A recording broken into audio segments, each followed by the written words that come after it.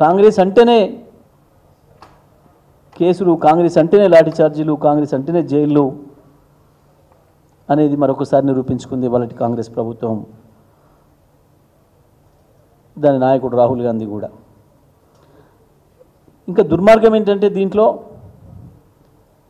మంత్రులు నిన్న అక్కసంత వెళ్ళగక్కి వరుసగా ఒకటి తర్వాత ఒకడు పెయిడ్ బ్యాచ్ ఉంది అని చెప్పి మాట్లాడిండ్రు. విద్యార్థుల్ని అవమానించే పద్ధతుల్లో మిమ్మల్ని అందరం ఎక్కించిన విద్యార్థి యువతను వెక్కిరించే పద్ధతుల్లో, హేళన చేసే పద్ధతుల్లో, అవమానపరిచే పద్ధతుల్లో పెయిడ్ బ్యాచ్ అని మాట్లాడారు. పెయిడ్ బ్యాచ్లు ఈ రకంగా లాఠీ చార్జీలు, దెబ్బలు తిని కేసులను ఎదుర్కొని జైలు పాలవుతారా? విద్యార్థులు పేమెంట్లకు లొంగిపోతారా? ఇదా మీ సంస్కారం?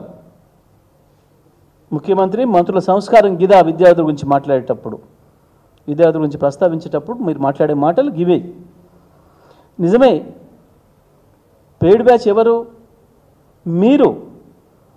ముఖ్యమంత్రి, మంత్రులు. మీరు పెయిడ్ బ్యాచ్ అనే విషయాన్ని మీరే బహిరంగంగా చెప్పుకున్నారు 100 సార్లు.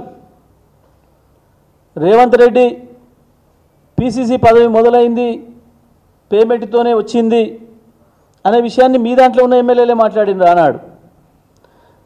మంత్రి పదవి కావాలంటే ఇంత పేమెంట్ చేసి రావాలి అని చెప్పి మీరే చెప్తున్నారు. మంత్రి పదవి రావాలంటే మూట తీసుకొని ఢిల్లీ పోవాలనే మాట మీరే చెప్తున్నారు.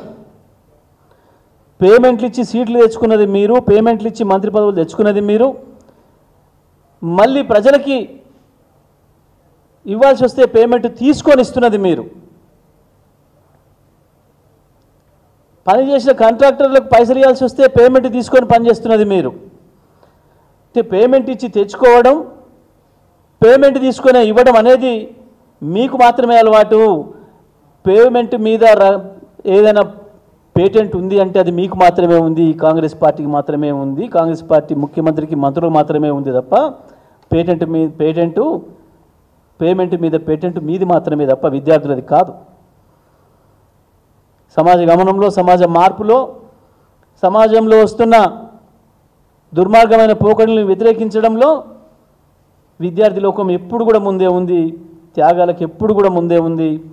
ప్రపంచ గమనమే విద్యార్థుల త్యాగాలతో జరిగిందనే సోయి లేని వాళ్ళు, పైరవికారులు, దందాగాన్లు మీరు వాళ్ళ పేమెంట్లతోని పదవుల్లోకి వచ్చారు. మీరు ఎవ్వడు కూడా ప్రజా ఉద్యమాలతో సంబంధం ఉన్నవాడు కాదు, మీరు ఎవడు కూడా ప్రజానాయకుడు కాడు, పుట్టుకతోని నాయకత్వ లక్షణాలు ఉన్న ఎవడు కూడా కాడు. ఈ దందాలు ఆ దందాలు చేసి మీరు చేసిన బ్లాక్ దందాలలో వచ్చిన పైసలతోని పదవులు కొనుక్కొచ్చుకొని, పార్టీల బలహీనతలను ఆసరా చేసుకొని పదవులను కొనుక్కొచ్చుకొని పేమెంట్ల మీద వచ్చిన నాయకులు మీరు. విద్యార్థుల్ని పేమెంట్ల మీద పనిచేస్తున్నారు అనే దుర్మార్గమైన మాటలు మాట్లాడుతున్నారు. ఇది కేవలం మీకు కాంగ్రెస్ పార్టీ ముఖ్యమంత్రి నుంచి మంత్రుల వరకు మీకు వర్తిస్తే తప్ప పేమెంట్ మీద పనిచేసేది, పేమెంట్ల మీద పదవులు తెచ్చుకునేది అది విద్యార్థులకు వర్తించదు. విద్యార్థులు ఎటువంటి పోరాటాలకైనా వెనుకాడరు. వాళ్ళు నమ్మిన దాని కొరకు, నమ్మిన సిద్ధాంతం కొరకు, సమాజ శ్రేయస్సు కొరకు, సమాజ మార్పు కొరకు ప్రాణత్యాగాలే అలవాటు తప్ప విద్యార్థులకు పేమెంట్ తీసుకునే అలవాటు లేదు.